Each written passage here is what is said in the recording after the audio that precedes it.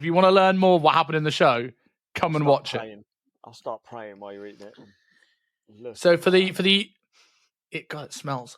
For the people who aren't listening on aren't watching on YouTube, and you should be, this looks like a little dead fish wiggling around here. Robb's face looks like he's, I don't know. You look like you're dreading this more than me. I think so, bro. I think I'm feeling it at the moment. For the record, do I do it? For those who can't see the video, he's not doing a pansy little bite. That's a full-on mouthful. That's like 2 fingers wide and a finger long. Well, let me. It's girthy, right? Let's get it done. To your health, primal gains. Come on. All the fucking B vitamins. Get at me. 3, 2, 1.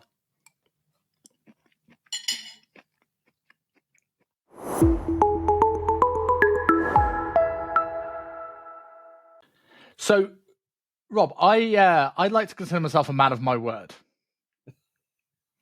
And for anyone who's watching this will have probably heard the trailer and will remember a time where we did an episode in defense of the Liver King after he came out with, 15 grand US worth of steroids a month. Quick point. Do you think he's actually off them? I haven't seen anything from him. He's disappeared from the viral scene so quickly. So I wonder. Maybe I've seen one picture where he looks smaller, but still very big and shredded. Really? Yeah, he looks like if Tom Hanks of Castaway did a proper gear cycle. I saw, we're going back now. I saw one video where he was doing an ice dip in a pond, which didn't look particularly icy at the time, but I'm sure it was cold. And like the hashtag or the caption he put up on the screen was like natty life or something. You can't call yourself natty yet. You've got a long way to go before you're natural. I'm not. We spoke about this before. Right? I'm not an anti-gear user whatsoever, but like, I don't think you can ever claim it when you've been on it. I've seen people before go, "Oh, I can't wait to get to 90 kilos natural." I'm like, yeah, you're not. You just haven't used it for 3 months. Yeah, and I think the liver. Also, it doesn't sit right with me.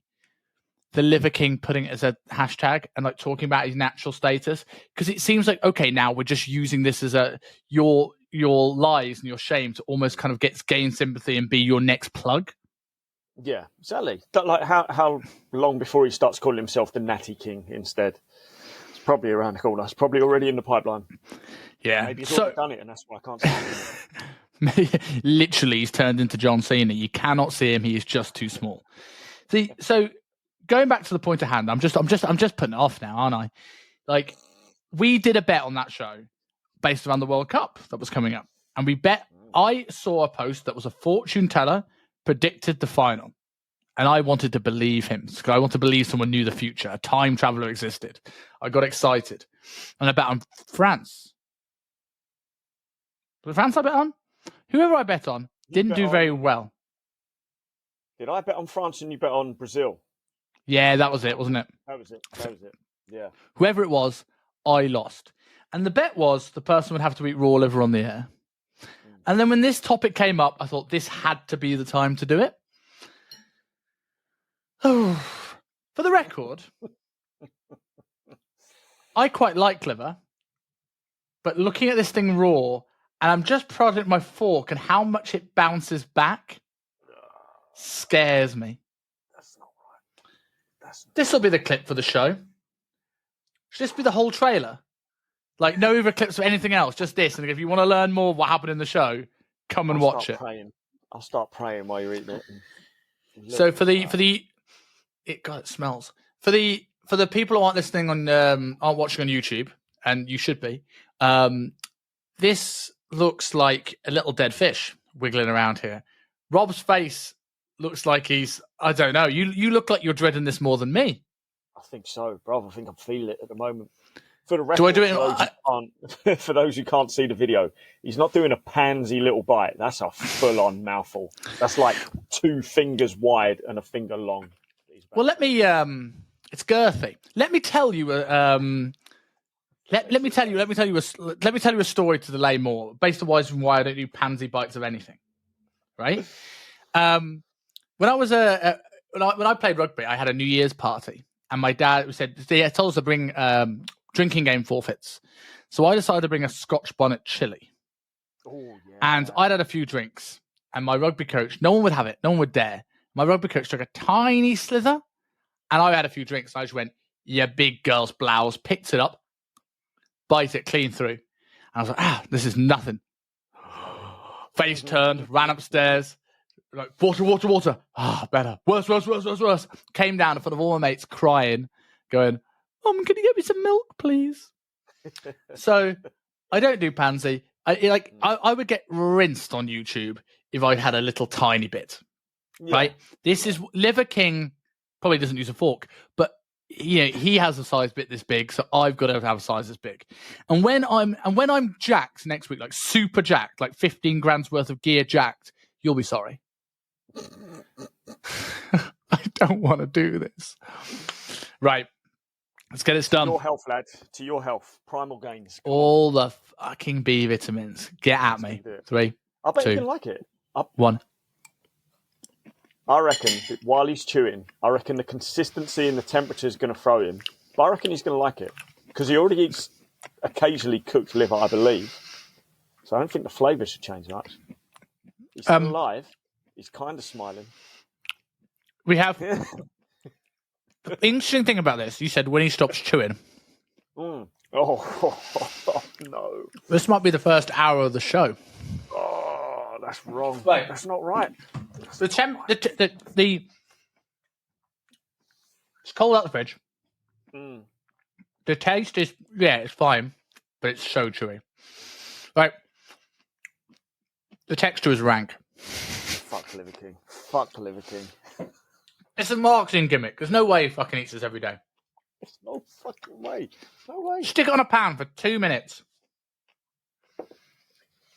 I'm going to move away from my mic so people don't hear me chewing.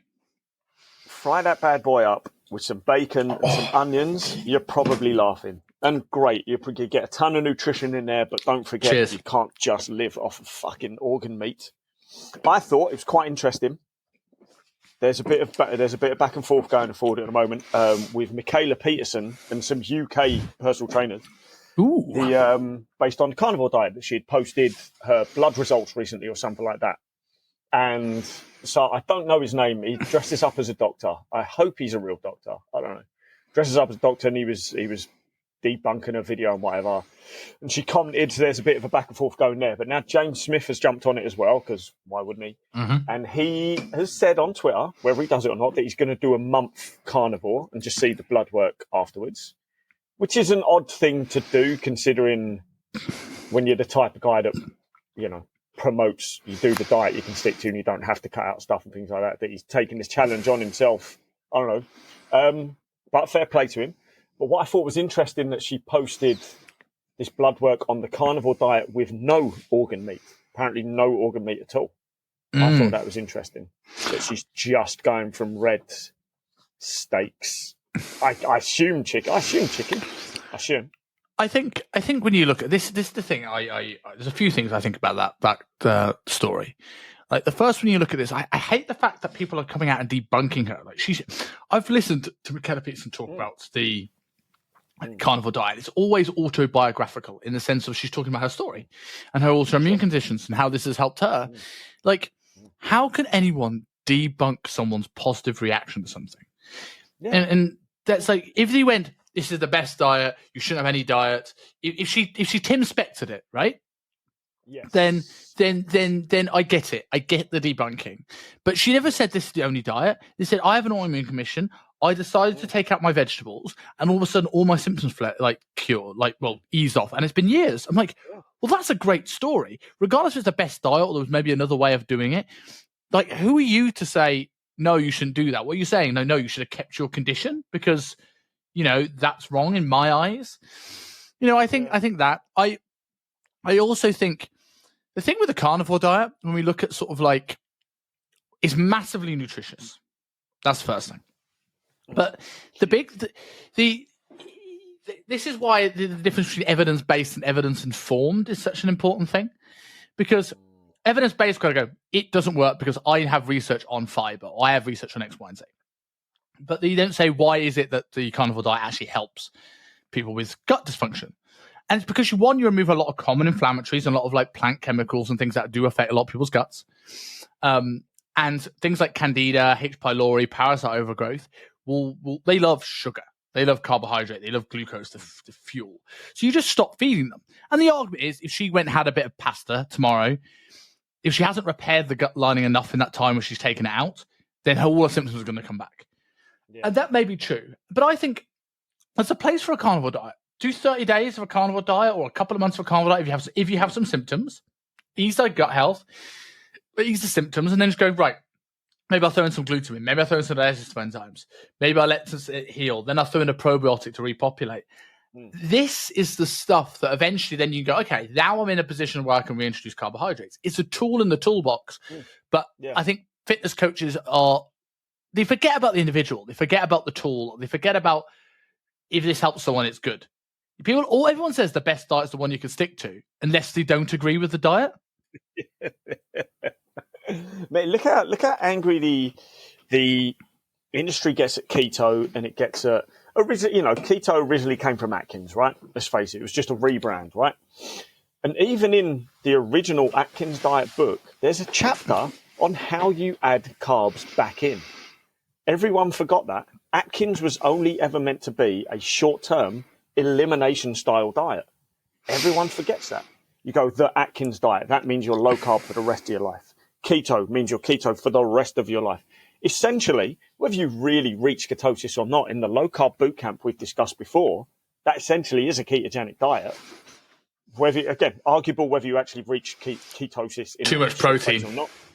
But at the same time, of course, too much protein. So for the record, for those who didn't get that, this high fat in moderate protein is the true keto diet. So you wouldn't just massively increase your protein and have that as the biggest macronutrient. You would actually flip things around. But we use it for a short-term tool for multiple reasons. We're not really actively trying to reach ketosis during in that. But we do. I watched her video. I didn't watch the response too much because the geezer that posted it I can't stand. But he's almost backlashing against the fact, well, not everyone should be on this diet. And I don't think I've ever heard a clip of Michaela Peterson saying everyone should be on it. Me neither. Same with Jordan Peterson. If Jordan Peterson was actively promoting that everyone should be on the carnivore diet only, I'm pretty sure most of his podcasts with Rogan would be a lot of arguing forward and backward over that more than anything else. And they don't. They barely even touch on it. They barely mention it. They talk about the benefits he's received from it. And same when she's been on it. I believe she was on it as well. She was on it. She did it first. Yeah. Right. Yeah. She had she had real issues. Like she had much worse issues than Jordan. He had bad issues as well. But exactly. It's when on our mentorship, I teach a continuum of diets approaches just to get people where do these tools fit in, and I go from carnivore to high carbohydrate, and carnivore, and then I'll go ketogenic diet, and then I'll probably go like a vertical diet, which is like Stan Efferding's diet, which I think is probably my favorite starting diet for people. If people had said, just tell me what to eat, I'll eat anything and don't need any cookies. Sure. And then you would just sort of go just a traditional low carb, then a cyclical low carb, like 5 days low, 1 day high, maybe then go like high day, low days, carb cycling, high carb.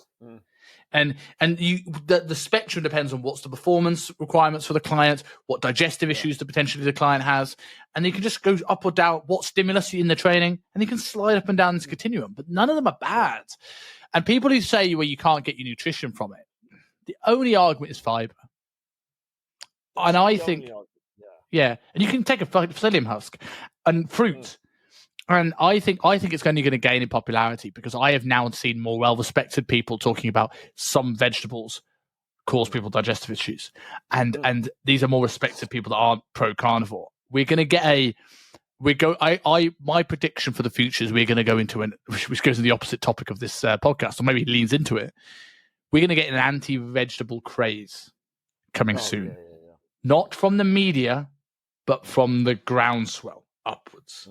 And this is maybe what we're talking about, because is that driven by more research coming out with the carnivore diet, that popularity, or is it going to be coming of people biting back the pro-vegan agenda, which is the topic of this podcast. That was actually accidental.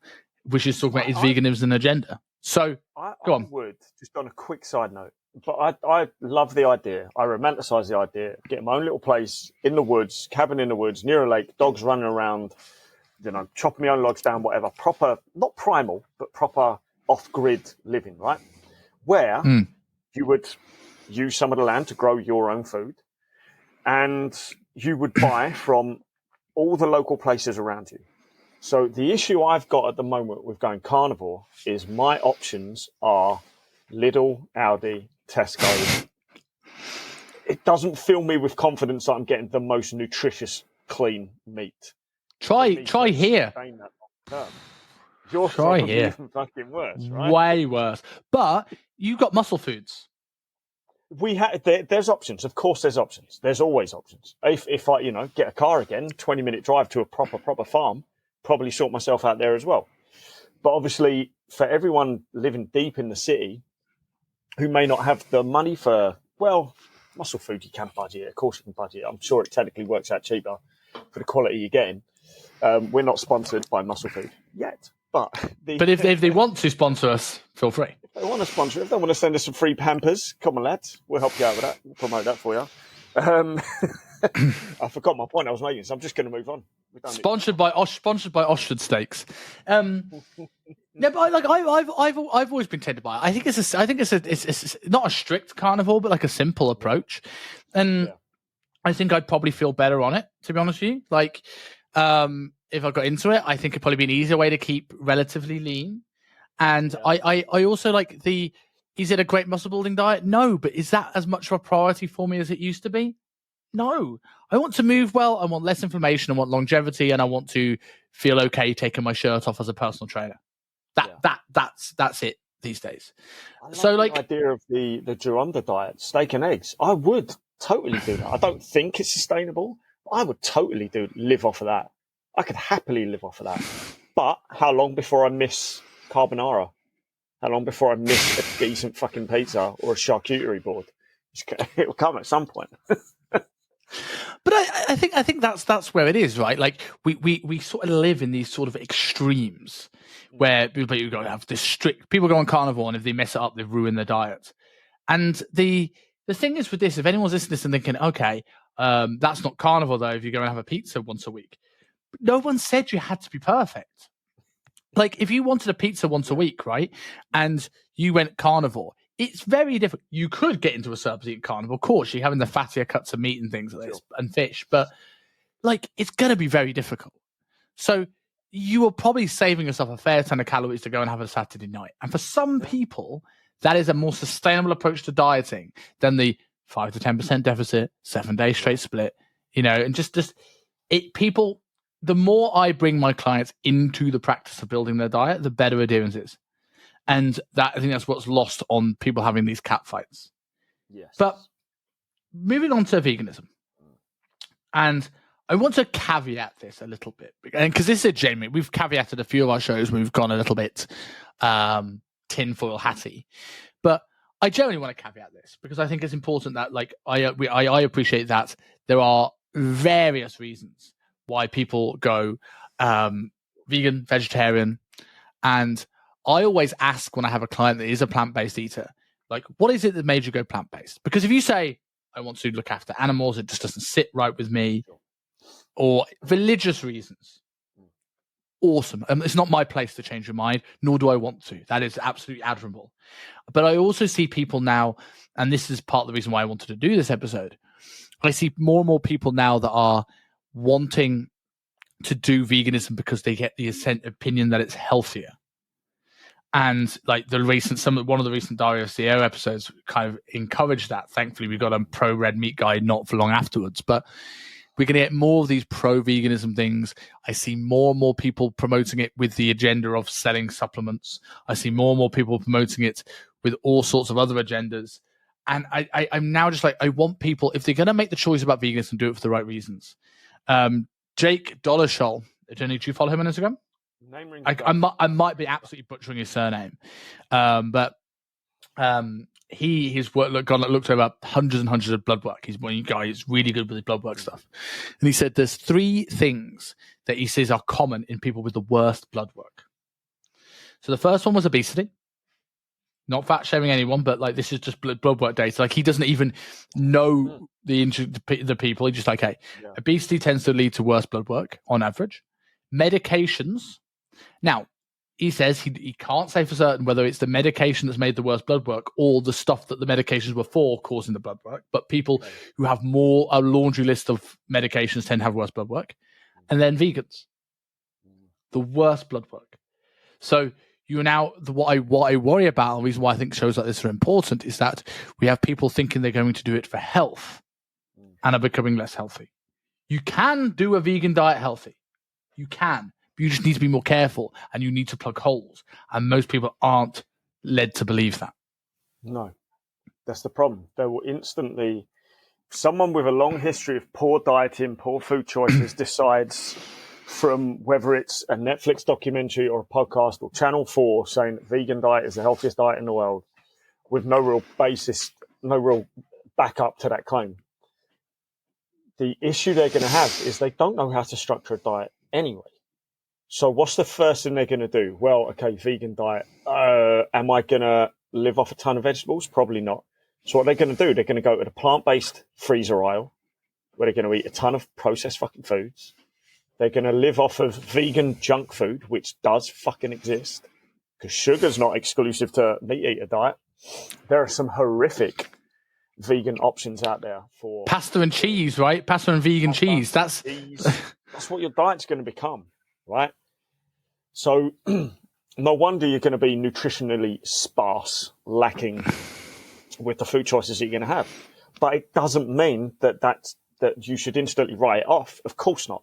If you want to go on that, if you want to make an active choice to become vegan for ethical reasons, then fair fucking play to you. But you've got to do the research, you've got to do the work, you've got to create a massive awareness of what is going in your body. Otherwise, you're going to suffer at the expense of trying to save something else, which is, as noble as it sounds, it's kind of stupid at the same time. So you've got to look a little bit deeper. It means staying away from the processed fucking stuff like anyone else should do as well. But the problem is the options you've got now with the big vegan push from companies is it's all processed. It's all processed stuff now. So you have to look a little bit deeper. You have to seek out potential coaching as well from someone who knows what they're talking about. I'm not that guy. I'm not that guy to get you set up on a vegan diet. Simon might be. I don't know. I've worked with a few, and I think essentially, in essence, when you're looking at, I think it's a good way to start. Is like how someone's embarking on this for whatever reason, right? Understanding the pros and cons, and how to do it if you've got your head set on it. And I think essentially the rules of dieting do not change. Vegan dieting does not make it a miracle cure for fat loss. No. Calories are still king. Protein is going to make it easier to stick to the diet. It's going to hold on to tissue, right?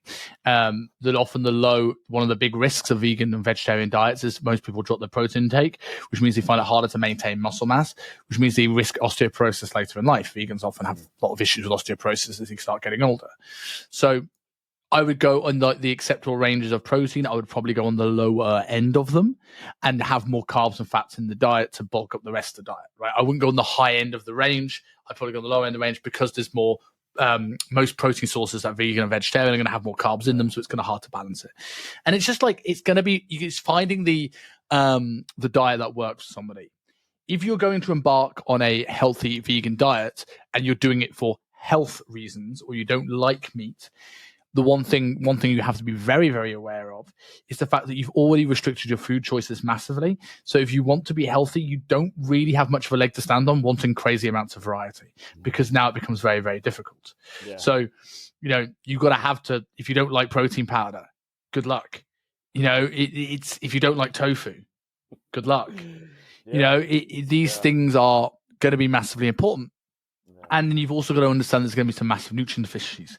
If you're performance-based, creatine monohydrate, which comes from red meat, you would need to supplement it, as well as zinc, which is going to be important for the immune system. It's going to be massive.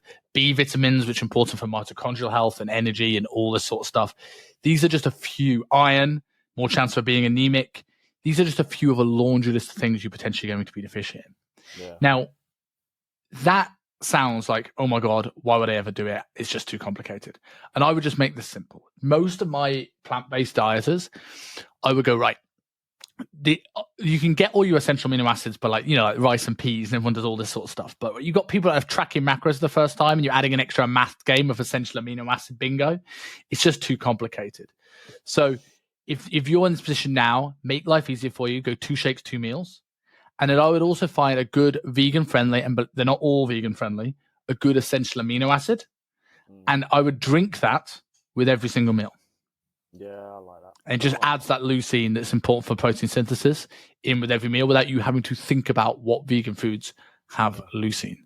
And that's most of it. Like it doesn't have to be more complicated than that, but you can't.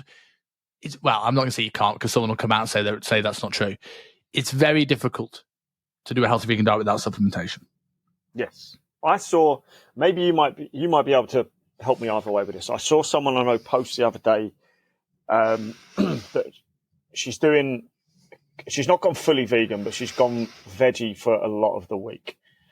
And one of the things she put in her post was how, I forget the name, what we call them, but obviously, in terms of the amino acids, if you're a meat eater, you're going to get a full spectrum of amino acids very, very easily. Whereas certain plant-based foods, you're not going to get that full spectrum of amino acids. So you would combine different types of food to get your full spectrum by the end of the day. I forget what we call that. But she was saying that's been debunked and is not true anymore.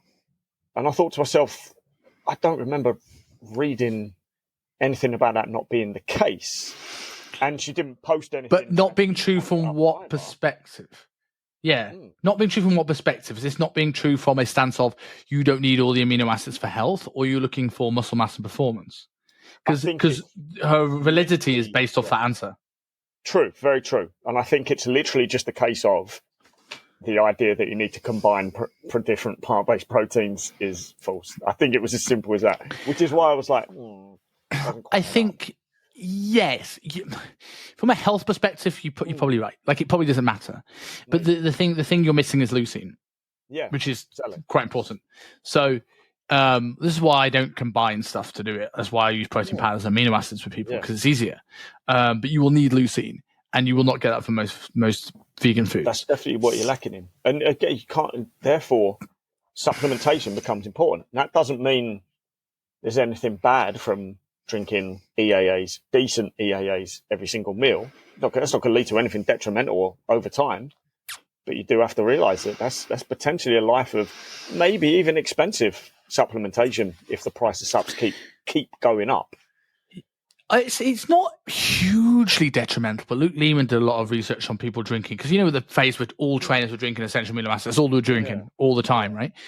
And he saw signs of like people having lower mood. Because something to do with neurotransmitters. Luke, if you're listening to this, then please drop me a message and let me know what that was, because I don't remember. But it could be. But again, it's risk reward, right? It's just a risk reward. If you're going to choose to go on a diet that's going to be, what's the biggest issue?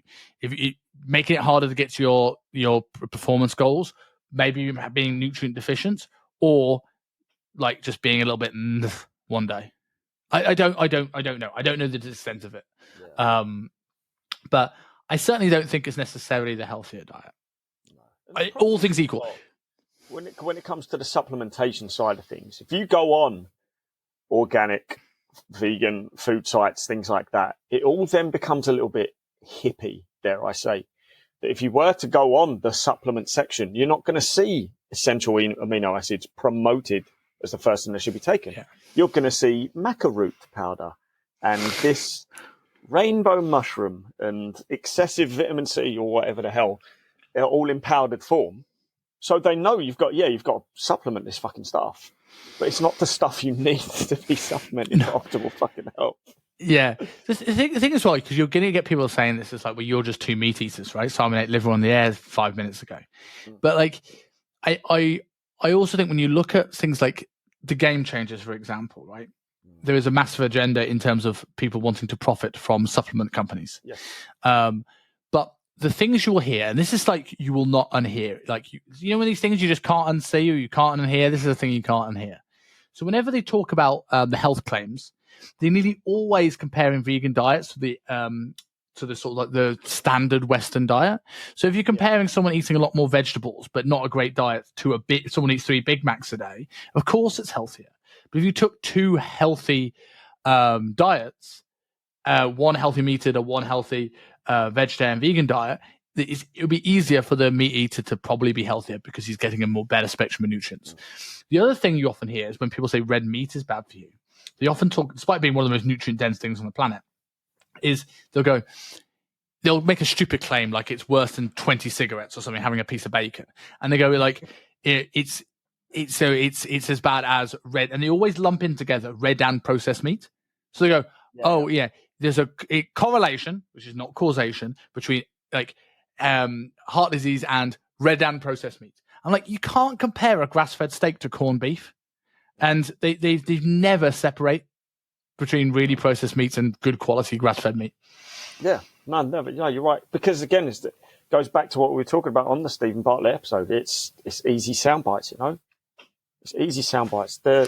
One of the things in terms of how much you're going to miss out. Okay, so we predominantly work with clients in the body composition realm, and we are very aware of our own body composition. We try and maintain what we can. So we know that we need to focus on losing content, protein content, things like that.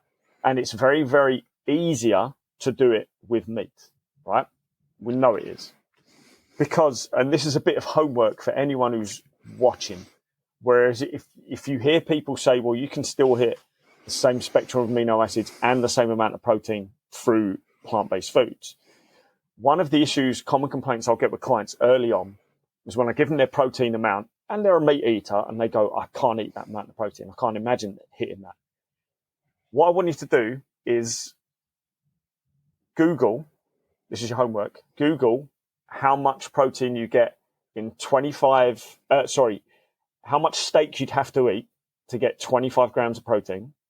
And then I want you to Google, because this is a common food that vegans push, how much quinoa you'd have to eat to get the same 25 grams of protein. Your jaw will drop. That's your homework. Broccoli. Broccoli is another one they always compare, right? Broccoli, and I'm like, do you want to go to the toilet any time in the next week? Because like the amount of fiber you'd have to get through to get an equivalent level of broccoli is monstrous. Yeah. And it's just not practical or comfortable. No. So like, but going on to like, we see this all the time now. We saw the Game Changers talk about it. We saw Tim Spector talk about it. We've seen Stephen Bartlett's episode talk about it. We've seen podcasts all over, like, talk about this as the ultimate longevity hack. And, I'm generally the same belief. Is like, again, I'm going to shout out Luke Lehman again. He's saying that the healthiest diet is taking a really healthy, like, vegan diet and sticking a steak on top of it. And I generally believe that. But why do you think there is such a push in the media, podcast world, film industry for plant-based diets? I think that there is definitely a bit of a cultural shift where people recognize the low quality of meat available in big cities and the price of it as well, and the ethical push against, mass scale factory farming and things like that, which is terrible. Of course, it's fucking terrible. I don't think anyone thinks that's actually a good thing, apart from the people directly involved in mass factory farming. I'm not saying meat farming, I'm saying factory farming. So there are some horrific practices out there, which people don't want to be part of the chain that keeps that going, right? By paying for it. So that's fine. That's fully understandable. And I try and make the best choices I can when I do buy, but you never really know, right? So there is a bit of a cultural shift in that respect. But the problem is the companies that are pushing this, I'll just use the word agenda, because from my side, I believe there is. The agenda that's being pushed is from companies that profit already from food production. So it's not new companies that have sprung out of nowhere that are ethical and non-profit or anything like that. It's the same fucking companies that are already supplying you with your factory farmed meat and your processed cheese and all the other crap that probably hasn't got any nutrition in it whatsoever. And if you think for a company to be profitable, they need to charge you the highest possible price with the lowest possible cost of production. Like bird's eye fake fish, right? Like it's still bird's eye. Fake bird's eye. Fake bird's eye. Fake fish. Yeah, it has to. They have to produce it on the cheap. And if you look into, which I wouldn't recommend if you're particularly squeamish either, if you look into the production of some of these vegan foods, there's no way that if they were to produce it in its most natural form, it would still be kind of expensive because it is an expensive process. So suddenly, you could say we've got large-scale factory vegan farming because of the processes they have to put some of these things in to make it palatable and edible for you to fucking chuck down your throat. So, and how many vegan foods are actually vegan as well? Avocados, honey. True. Yeah, like there's so many things that aren't the case, but they'll be pushed out by companies because the goal isn't to actually be ethical for the planet. No. The goal is to sell you something. Goal's profit, like, and it always has been. Why would that? Is it better for the planet? So there's lots and lots of arguments back and forward, but from what I see, no, it's not well. It could be. But it's not as simple as we flip the switch and we stop farming any sort of meat and we all eat vegan. If we did that from tomorrow, let's say there was a giant red button, we can go, right, planet goes vegan now, we're going to save the world. We push it. Over a couple of years, billions would die. Billions would fucking die. Which you could then argue is probably better for the planet anyway. There's a few morons I wouldn't mind seeing in that list. But it's not as simple as that. There's so much nuance to it, right? Which we're going to talk about a ton of stuff anyway. It's not as simple as you just make that switch and the world's going to fix itself. There's, again, profit to be made by global corporations that don't really care about your health. They care about the profit and their shareholders. So if we went vegan, they're the people that really, really win because they're the people that are winning now. Don't think that hitting that vegan button, suddenly we're supporting local farmers who are growing crops and cows and sheep dance merrily through the forest together, and there's blue butterflies everywhere, and it's not going to fucking work. That time is gone. We ain't getting that back. So it's not as simple as, yes, let's switch and we save the fucking planet. There's a lot of misinformation out there. Some of this misinformation is pushed by those who stand to make the greatest profit from it. And there's a lot of misinformation from the meat side as well. People that don't really quite understand it. Again, what you said earlier in this podcast, we go to extremes. If someone says to me, right, we can take your meat away, well, I'm going to be pretty pissed. But I'm going to, let's say there was literally no other choice, then I'm going to look into what I can do to make sure my health and my quality of life is the best that it possibly can be. But some people, it's the same with guns. We can take your guns away. Well, you got a fight on your hands now, buddy. It's the same with meat. So you can take your meat away. I don't see too much of a push to completely eliminate meat-based products yet. But I also think that it's coming. I also think there's a big push, a big agenda, and the promotion of things like bug proteins and suddenly McDonald's is now offering massive vegan options and things like that. And now we've got Beyond Burgers, and there's another one that's come out recently. I can't remember their name. These lab-based meat options. Who the fuck wants to eat something that was created in a lab? I always think that's really weird. I always think that's really weird. It's like what's the fake meat that bleeds?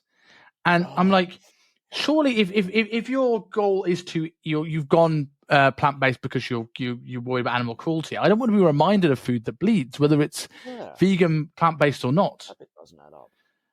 But like, we're gonna circle back to the fake meat stuff in terms of what the bigger agenda is, because that goes into a broader scale. But I want to come back to this sort of like better for the environment thing. And obviously the thing people talk about is the methane gas, right? And there's a stat that I've got here is that the UN's most significant report, Livestock Long Shadow, claims livestock are responsible for 18% of the greenhouse gas emissions. But the figure calculated emissions along the entire supply chain, from the land use to the processing and the refrigeration in supermarkets. So 18% is the absolute maximum that it potentially is, but the actual livestock is probably less than 10%. And the thing that always gets me with this is like I'm not a climate change denier. I'm not in the slightest, right? Sure. COVID change denier. I'm not a climate change denier, not in the slightest.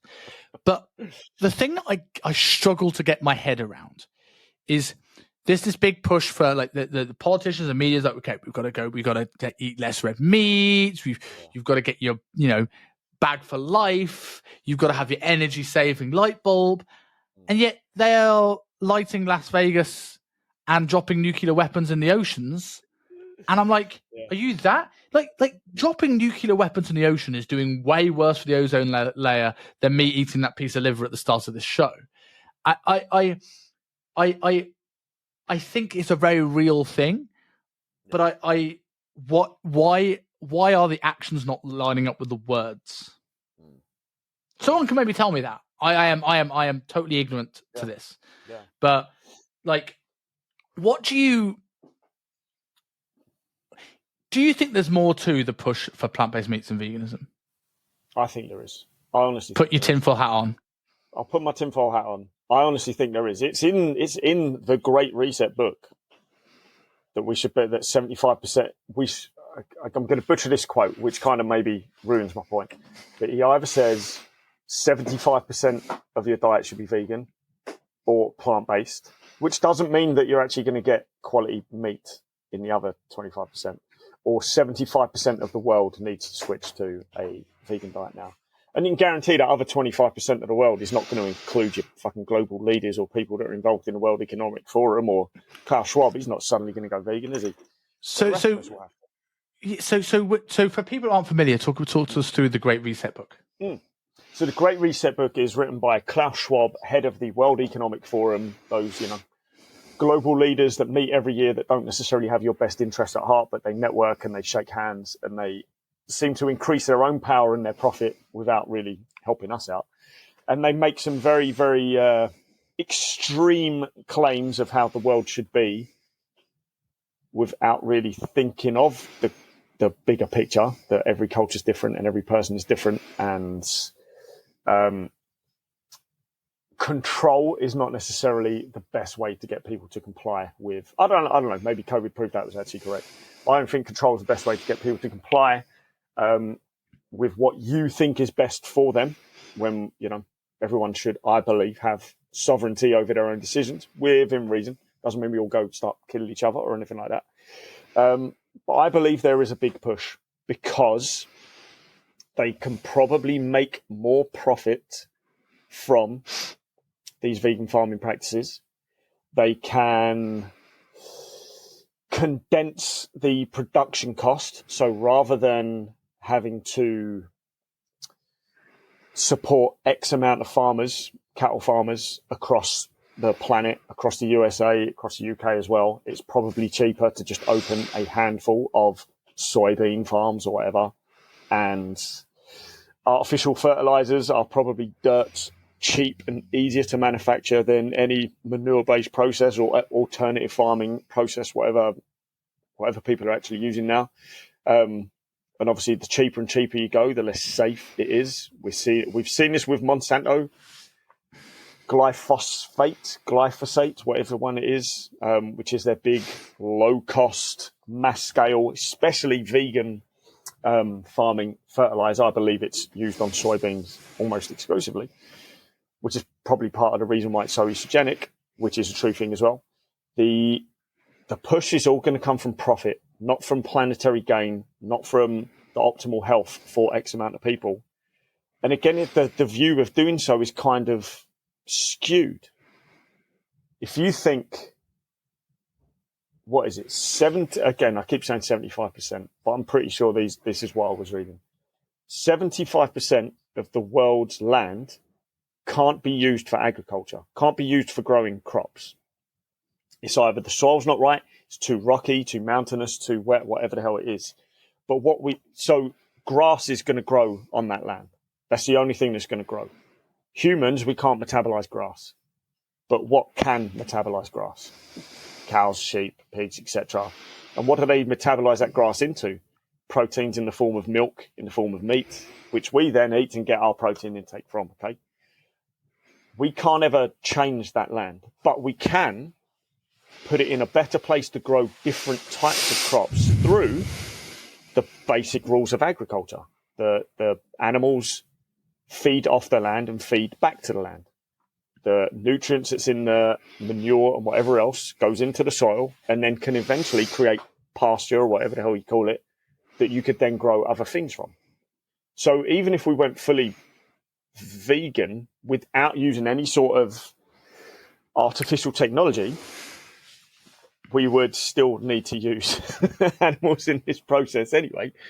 But I don't hear what the alternative option there is, right? So in terms of, well, we can't just force agriculture on land where it's not going to grow anything anyway.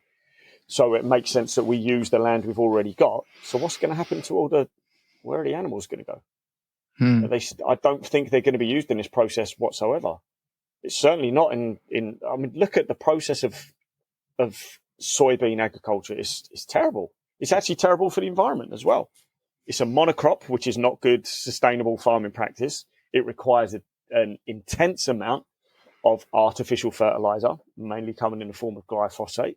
It's not good for local, it's not good for local nature because, again, the animals aren't going to come and feed off of that either. Soy is estrogenic. Anyone wants to argue that, I can send you all the stuff. It is proven to be estrogenic when it is the predominant protein of your diet. Just to go deep down the wormhole of that point. I'm trying not to get too conspiratorial, but yeah, go on. Yeah, I'm probably going to. And again, I'm not saying any of this is true. I'm just having a discussion. But would there be a benefit of having an estrogenic properties to people's diet? Going vegan is going to bring down levels of testosterone. And if you said that control isn't the most efficient way of getting people to do what you want, right? To inspire them. But you then correct yourself, maybe COVID proved that it was. Fear is also a thing that gets people to do a lot of things. Yeah. So if you can scare people about what's going to happen to the planet and then maybe have more estrogenic sort of crops, things that are going to lower testosterone, again, going into the benefits of the carnivore diet, the vegetables we have today are not the same vegetables. They are sprayed with so many chemicals to stop bugs getting on them and all this sort of stuff, which wreaks havoc on our digestive systems. Is there an argument? Is there a claim that there could be something more going on, or potentially people making people more compliant or more unhealthy, or even looking at population control, if that's the thing? So if that's a wormhole you want to go down, that's a wormhole I believe to be exactly true. And that's what I believe the Great Reset document is. It's to turn the planet or the certain Western civilization into 15-minute cities with social credit score systems, with limited travel, with lab-based foods, with, what would you call them? I forget the name for it, but basically everyone's similar to China. Everyone's just shoved into a skyscraper, into a little box, essentially. That's my worry. That's my genuine worry for the future, because that's what I think's been pushed and this in the book. It's and fucking great reset. Without anyone, if anyone sits there listening to goes like, these guys are bleeding in the sand, they sound like David Icke. The thing I didn't know about the social credit score until I moved here to Hong Kong, and so you see it like people are aware like this stuff's being rolled out along the world, and I'm not saying it's going to come to the West, but people are on billboards for bad behavior. They can't leave the country. They bad behavior. They can't get a mortgage for bad behavior, and their bad behavior could just be like spoke up against the government, or it could be just not paying their bills on time, or whatever else. Right? You could destroy your whole livelihood for one or two mistakes, committing a crime. And now, I'm not necessarily saying that this is coming across the UK, but we're seeing more and more people now getting cancelled for their beliefs. Have you seen the thing about Gary Lineker at the moment? I didn't too much because I'm not the biggest fan of Gary Lineker for some of his beliefs, but he spoke out against immigration policy or something. He spoke out against immigration policy. The government said that is unacceptable behaviour, and now there's talk of him basically being cancelled from things like Match of the Day because he had a difference of opinion from the government. And like, if people don't think this is a social credit score, we saw during the pandemic in Canada, people getting their bank accounts shut down because they didn't want to take a vaccine. Exactly. So, like whether you believe that this is my stance on necessarily conspiratorial thinking. Whatever, there are definite truths of people using profit, fads, shifts, big economic and cultural moments in history for their own personal greed. Whatever you think the end goal of this is, whether you think this is a new world order, creating a new planetary structure, or whether you just think this is Matt Hancock and Rishi Sunak and Boris Johnson going, do you know what, we could probably make some money out of this. Regardless of where it ends, I don't necessarily believe it's going to end in a great reset necessarily, and I don't think there's the Bohemian Grove as all the world leaders conspiring how to make everyone else lives miserable and then have control. But I do think we have people that are in power that are looking for ways to make more money. They're looking for ways to have more influence, and they're looking for ways to make their terms easier so there's less dissenters. And I think it's individual run, but I think people that get to the top tend to share the same traits. And I don't think it's any less worrying. I think the New World Order theory is probably the scariest, but I think putting the wrong person in charge can go down exactly the same route. And I think you're seeing more of this. The food that's brought out now is making people less healthy. The diets that are popularized, and I'm not saying this is a government thing, but some diets hit mainstream and some don't. And what's happened to the obesity levels? They've gone up. And it's now a big, the only thing stopping them in a way, and I swear I think the fitness industry is super important for all its infighting. The talk of calorie deficits, the talk of nutrient density, and the rise, I think, of the carnivore diet is going to come from the groundswell of support from integrity-based doctors. Yes, there's a few charlatans, Liver King being one of them, of the carnivore diet, but there are genuine doctors that are seeing people with autoimmune conditions, seeing people that are affected by plant chemicals, and are finding a solution for all their clients, not necessarily a solution for anybody. More and more people will have these issues the more these things are sprayed. So the more demand there is for things like this. The calorie deficit, while massively flawed by people, the calorie deficit is a thing that works in terms of the obesity, and that's being pushed by a huge shift in driven people wanting to better the world in terms of the fitness industry. And that goes against what the media talk about. Case in point, Boris Johnson talking about the reason why he got COVID so bad is because he was obese, right? No talk of vitamin D supplementation. Just go for a jog. No talk of dietary changes. Boris Johnson could have employed any personal trainer in the country to be their spokesperson. But he didn't do it. You think that would be the obvious thing? Get Boris Johnson to pay James Smith to be the voice of the government. Or who was that guy who was getting his gym shut down? He became a cultural figure for a while. Nick something. Nick Capo, Get him. Get him. Get someone. But he didn't. because it was a way to keep people on side. He didn't care about people's health. That was not the point at all. Yeah.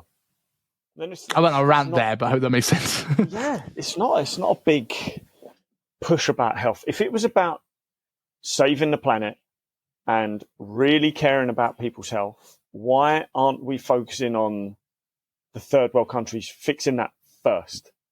Why have we got to change the meat production and create 15-minute cities and the social credit scoring system in the biggest cities on the planet?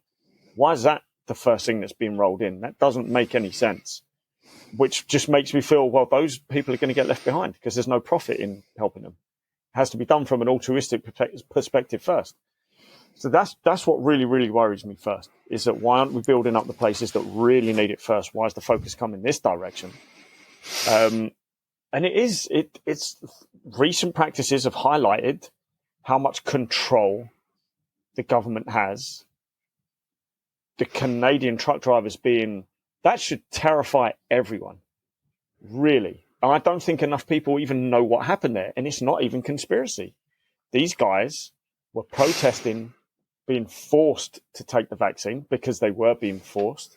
They were being threatened with losing their jobs, losing licenses, not being able to work, not being able to travel across state, all sorts of stuff, because they wouldn't take the vaccine for multiple reasons. They were choosing not to.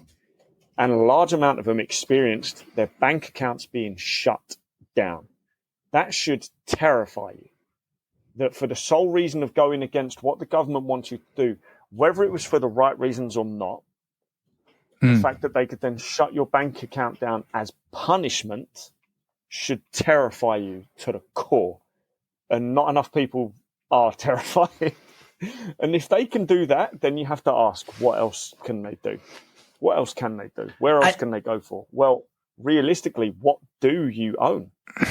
You could have your mortgage paid off and the government can still take your house. You could have crypto wallets and the government will still get to them. Government will still block you.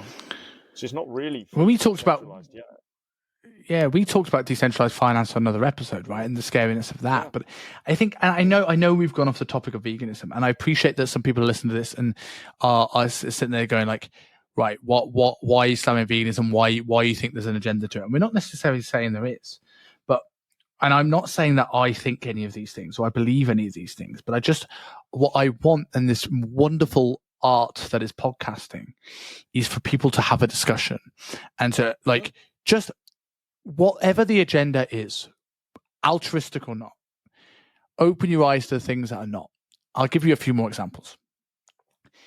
For anyone who sits and thinks that the governments always have our best interests at heart, remember the Americans gave thousands of Africans syphilis and killed tons of them for experimentation.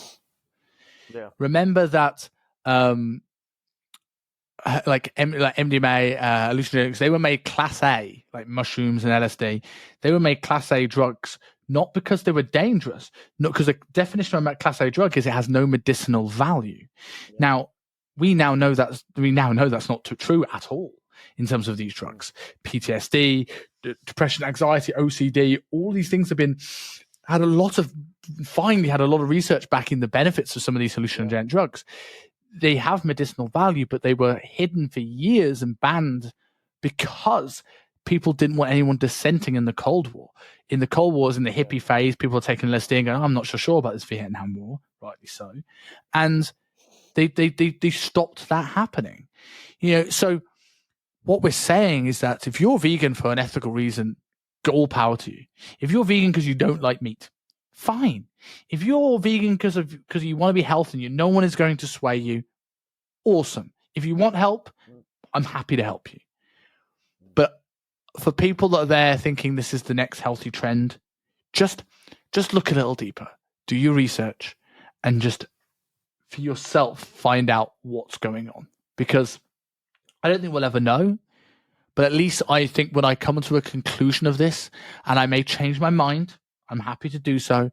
But wherever I go, whether I double down on the meat stuff, whether I go into maybe if I become a vegan, I'm doing it with my eyes open, not doing it because that is what I'm being told.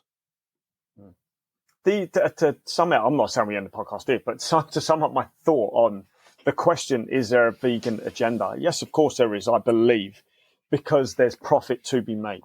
So I think the big push of seeing vegan options everywhere is not to support the people that are making that choice to go vegan. It's to create more profit. And it's to create more profit with probably something that's cheaper to manufacture. So in that case, there is an agenda. I don't believe any of these companies are driving vegan options for your health than they are. Can you really tell me that the vegan option at McDonald's is healthier than the actual burgers? Probably not. I don't know what it's made out of. I don't know what it's cooked out of. They're probably not going to release that information. So what's the vegan option there? Well, it just means not using beef, and beef is a dubious term in their actual burgers anyway, no? So I think there is an actual agenda there. Could we then go down a more conspiratorial rabbit hole of some sort of great reset? I believe there's merit to looking and discussing it and making sure that you don't just blindly go yes to everything a government or a world leader or anyone from some economic forum that you have not voted into power. I don't believe you should just give them free rein over your choice. You should be more sovereign. And it's also worth noting, just on a quick side note of banning things that are Class A that have no medicinal value, cocaine's used in nose surgery still. It was used in nose surgery before, it's still used in nose surgery now. But it's a Class A fucking drug. There's all these different things they want to put some sort of control on. Because yes, if the entire society was on drugs, we might see pure chaos in the streets in some respect. That would be the big worry, right? But then look at Denver. I use Denver as a prime example. Look at Colorado, which was, I believe, the first American state to legalize marijuana, and is probably going to be the first American state to legalize mushrooms for therapeutic use only. It's not going to be available on the streets, but eventually it could be made available on the street. In the state of Colorado, crime is going down, health is going up. There's been a fantastic amount of money, same in California as well. I believe California's tax revenue from the marijuana industry was up in the multiple millions now, if not even the billions, if not just touching the billions.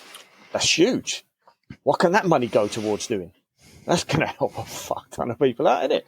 Depending what it's being used for. So you always have to look at yourself as the individual first. What's the best thing for you? And that shouldn't come from someone else's mandate, really. Yes. It shouldn't come from a mandate, and it shouldn't come from one source. And that includes yourself. Yeah. So like you find another opinion, find multiple other opinions, listen to people, and listen to people on more than a soundbite. Like go and listen to them speak for 30, 40 minutes. And, I think it's interesting you talk about the marijuana and what the benefits of it. We're going the opposite way here. Marijuana now, even CBD oil now will get you 15 years in prison, more than as much as heroin and meth for CBD oil. Imagine that. Yeah. Imagine someone getting 7-8 years for domestic abuse and you're in there for face cream. But I decided, because we're not yet Rogan level, and I have to be Jamie and Joe. I've got up. So, do you know how many calories? Let's test your PT knowledge. Do you know roughly how many calories are in a McDonald's Big Mac? In a Big Mac, I'm going to say, I'm going to go with 656. Oh, you might go and get one now, because it's 563. I've overshot, haven't I? You've overshot 563. Can you guess how much is in the vegan equivalent, the double McPlant? Ooh, right. Let's go 768. They're similar, but it's 590. So it is more calories. Yeah. So like 32 grams of fat, 11 grams of sugar, 2.8 grams of salt, and 31 grams of protein. Where if you take that's the vegan. And if you get into the Big Mac, which is 550 calories, so 40 calories more, we have 30 grams of fat, so less fat in the Big Mac, 45 grams of carbs compared to the 43 in the vegan, 25 grams. We actually have more protein, funnily enough, in the vegan one. But Of course we do. but the fact that the calories is in the vegan one is more in the equivalent straight swap shows where this health thing is skewed, right? I'm going to assume that the vegan burger is Beyond Meat rather than it being an actual plant. I don't know. Maybe I'm wrong. But the fact that it's more fat than the actual Big Mac. Yeah, Beyond. It's Beyond Burger, yeah? So what is that? Lab-based meat from, what was it, pea protein? So I think that's why it's probably more protein, because it's pea protein, right? Jesus Christ, it should have peas. Come on. Why have we got more fat in the vegan Big Mac than the actual Big Mac when it's allegedly made out of pea protein? That doesn't add up.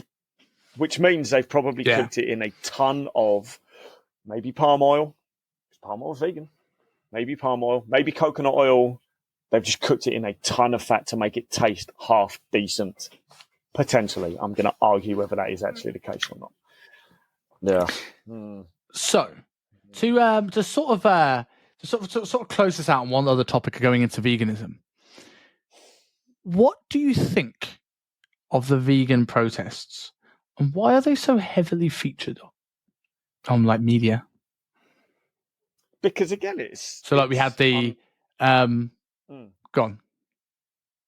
The ones you see people walking into supermarkets and pouring the milk out on the floor and just, putting crucifixes on the meat and holding funerals for a packet of mints and stuff like that. Which most of this stuff, let's face it, is criminal vandalism. Let's face it, there's ways to make your point without destroying the livelihood of the person who just owns the shop or the franchise. And, the people that need to eat as well. Let's not forget those. Why does it get pushed in the media so much? Same as Extinction Rebellion stuff. If you trace back to who is actually funding these organizations, they will probably also be a shareholder or a stakeholder in some sort of media company. And the money will always go. There's always money. There's always money. I don't believe there's any mass scale organization, protesters, whatever the hell it is, activists, where there isn't some sort of profit being driven backwards. Local activism, yeah, probably not. But this isn't local activism. This is large scale, national, if not global activism. and someone has to fund it. Someone has to fund it. I don't believe you're really doing it for the good of the planet. So you've always got to, without getting too deep into the matrix, you've always got to look at where's the money coming from? Where's the funding coming from? Then you've got to question that, because that kind of dictates the message behind whoever's saying it further down the line. The media might make it seem like these are just ordinary people, ordinary jobs, jumping up and doing what's right. But they're not. There's organisation to it. It's not grassroots activism anymore. When it's funded, it's not grassroots. Of course it's not. And it's certainly not local. I think the better thing to do would be to create educational bodies that go and teach people sustainable, ethical farming practices, which include the use of livestock and cattle, and how to potentially create a healthy vegan diet, as we've already discussed. But they're not. They're just making noise, trashing the place, and going, you need to go vegan. And that's it. So definitely don't listen to those people, because I'd question if all of them are vegan anyway. I'm sure there's a few drunken Big Macs eaten on a Friday night, which is most vegans I know, which is nothing wrong with that, not judging them. So I think that it comes back to the start, right? It goes back to the start, right? We said that we said that with the carnivore diet, you don't have to be perfect. If someone says a vegan, you don't have to be. If you became a majority vegan diet because you maybe know something we don't, maybe you've looked into more research, and you think it is better for the environment, you don't have to be completely vegan to do that. No. And I think if there's anything as a point to this to close off on, it's like, this is our thoughts. This is our having a conversation and looking into the other side of this and having a discussion. I don't know everything about this. And if you sit in there and you go, these guys are wrong, they don't know what they're talking about, or you're offended by this or whatever, if you've got a good counter argument, come on the show. Come on the show. And I'm happy to be proven wrong. I did an episode with Ryan Anderson talking about his vegan diet. It was super pro-vegan because it was like, he's been a vegan. I haven't been. And I want to know how he did it, how he gets other people in shape. Sure. And so, like, I think I want, this is an episode. It's definitely worth saying. When my mindset is never set in stone. My mindset is exploring. And this is how I found the research I have. And I'm all for counter arguments. Yeah, always up for that. If anyone does listen to this, and regardless of any episode we've ever spoke about, and we've spoke about some crazy stuff, we've spoke about aliens, we've spoken about COVID, we've gone deep down some mad fucking rabbit holes, right? If anyone ever wants to, rather than just keeping it to yourself and going, God's conspiracy fucking nuts. No. More than happily have you on. And do you know what we'll do? We'll listen. It won't be like an episode of Rogan where everyone's talking over each other and shouting and getting angry. Sit back and we'll listen. Keep it calm, because 3 people on a podcast, fucking chaos. So it'd have to be like a round table for them. There you go. Talk, listen, dig deeper. You said it yourself. You have to form your opinion from more than one source. You have to look. You have to do the research. You have to figure out how that applies to your life, what's best for you, and is that research done properly? You said it perfectly with the evidence-based. Any personal trainer out there, and there's tons of them on Instagram, can call themselves evidence-based personal trainers just because they've learned how to use PubMed.com. That doesn't mean that they're bringing you the right research. It doesn't mean that they're interpreting the research the right way either. It's so easy to go on PubMed, grab one article and just take a soundbite out of the article, because some of those articles are fucking deep. It's why I don't go on it. Some of it goes straight over my head. But it's so easy to see that juicy little soundbite going, well, intermittent fasters, if they broke their fast at 145 instead of 130, they saw a 0.03% increased metabolic rate, and then you can do your and then Instagram someone will say, yeah, exactly. Then that person literally just then says, metabolic rate increased by this. It's like V-Shred where he talks about capsicum in that video for like 40 minutes about increases in metabolism, Harvard's secret that they don't want you to know, this sort of stuff, and maybe I'll do it. Maybe I'll do the V-Shred thing and get the proper Rogan mic and the red backdrop. But yeah, and that's the thing. It's like, I think what I love about podcasting is that it's us having an open discussion about where we are, and our views may develop as the show goes on. And I think there's too much anger in the world where people are like, I don't like that, I disagree. Cool, prove us wrong in a good way. And I am more than happy to listen rather than getting angry about our views. Understand they are just views, and I welcome hearing other sides of this, and I think more people should. Mate, it's more difficult to watch them now. I used to watch a lot of Alex Jones interviews because I saw a lot of Alex Jones documentaries, and you might turn off as soon as you hear that name, but there are a fair amount of things Alex Jones has said that's proven to be correct as well. But I would also watch him getting grilled and rinsed by people at the same time. I listen to Rogan's guests where I agree with what they're saying. I listen to Rogan's guests where I disagree with what they're saying. Same with Modern Wisdom, same with a ton of other podcasts as well. I listen to, I forget the name, I will find it if anyone's interested. A great podcast recently where they were talking about semaglutide, Ozempic, and it was a giant round table of maybe about 6 people from both sides of the equation. And it never got to the end point where they say, this is what you should believe. It was just a great discussion. That was one of the greatest fucking podcasts I've ever listened to in my life, just on how it was done, how much time they gave to each person, how no one got angry. They didn't start shit slinging or name calling or anything like that. And that's how we move forward. You listen to that, you've got both sides of the equation, experts from both sides of the spectrum. You should be able to form a decent enough opinion from that without just choosing your favorite expert and going, I'm just going to listen to what they say and whatever. But that's where the real growth comes from, that discussion and points of view being challenged. And that's what we've kind of done today. We want to challenge this big push that veganism is the healthier diet to go and it's the one that's going to save the planet. Well, let's challenge that. But it also doesn't mean we're 100% correct in everything that we've said. And we would both stand up and go, okay, if we discover we're wrong, hell yeah, call us out on it, because I don't want to be wrong. I don't want to promote false beliefs thinking I'm right and going, this is true, because you're just walking around in delusion land. I also think if there is a tinfoil hat side of this, and there is something that's a bigger thing, as a matrix view on this, I want to be wrong, not right. I actively want to be wrong, because that's not a nice reality, right? Oh my God, hell yeah.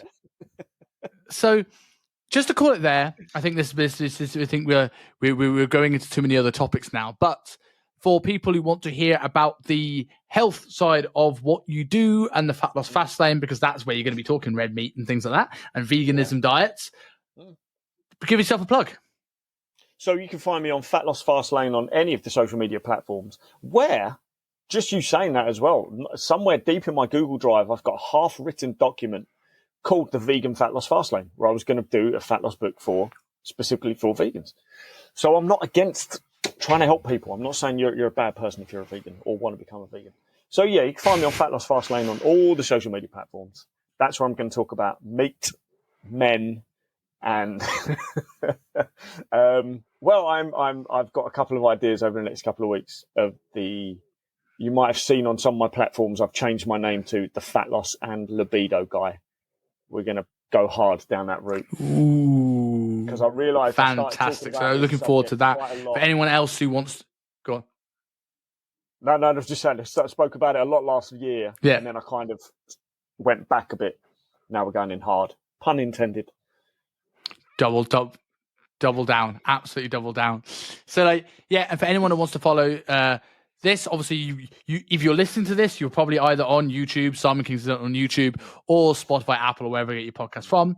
I'm at Kingsley Dutton, and for anyone who wants to learn a little bit more into being evidence informed rather than evidence based, we have our HIT Level 1 course available now. Link is in my bio. And we also have soon, within the next 2-3 months, the next intake of the Coaching Confidence course, where we go through all these different types of diets, talk about how to cycle your diet over the course of the year, pros and cons of carnivore, high carb, low carb, and all of the above. So if that interests you, drop me a message. We can talk about how we can help your coaching business, and we'll go from there. But Rob, pleasure as always, man. Catch you soon. Peace.